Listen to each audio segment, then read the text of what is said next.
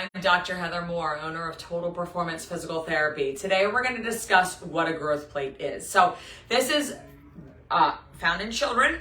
It is very, very important, and it's something that if you've ever been injured, especially in your knee, you will hear the words growth plate because you don't want to affect the growth plate. Anything that develops, anything that affects that development of the growth plate is going to overall affect the development of the joint. So it sounds much scarier than it is, but it's something that as you grow, it's going to close. So once you're an adult, my size, you have no more growth plates. They've all closed up, but it's something that allows you to grow and develop and become, have that sturdy joint.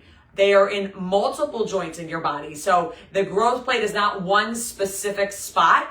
It is in multiple joints throughout a child's body. Usually by 18, they are all closed. However, there is no magic number. Some close up earlier, some close up later. So it's not something where, you can say, oh, once you turn, 15, you're all good. It's something that you have to be careful of, especially when there's a fracture. Fractures definitely affect the joint and the growth plate and how that functions and how that results in your ability to grow. So you do need to be careful. And when you go and you have an x-ray, you have an MRI, the doctor's going to be able to tell whether these growth plates are open or closed. And it's something that it is extremely important that you pay attention to. It is common in kids with overuse injuries. Baseball's a big one, where we see some growth plate affected. It's something that you have to pay attention to because it will affect the overall growth of your joint, of your body, of the development of your child. So it's something that you need to make sure that you are protecting.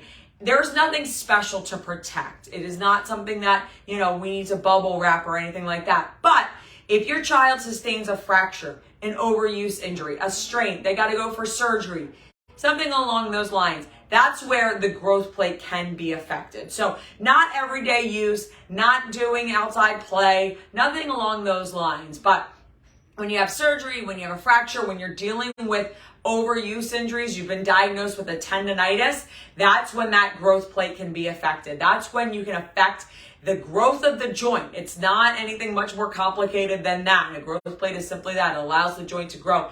It is something that you need to make sure stays intact. Nothing's disturbing it because it will affect your growth or your child's growth or your growth. But once it closes up, there is no more potential of damage. So you don't hear about that in adults. It is something that only occurs in children. But once you hear those words growth plate and that's going to be affected, it's something you really want to take into stock and something that you do need to protect.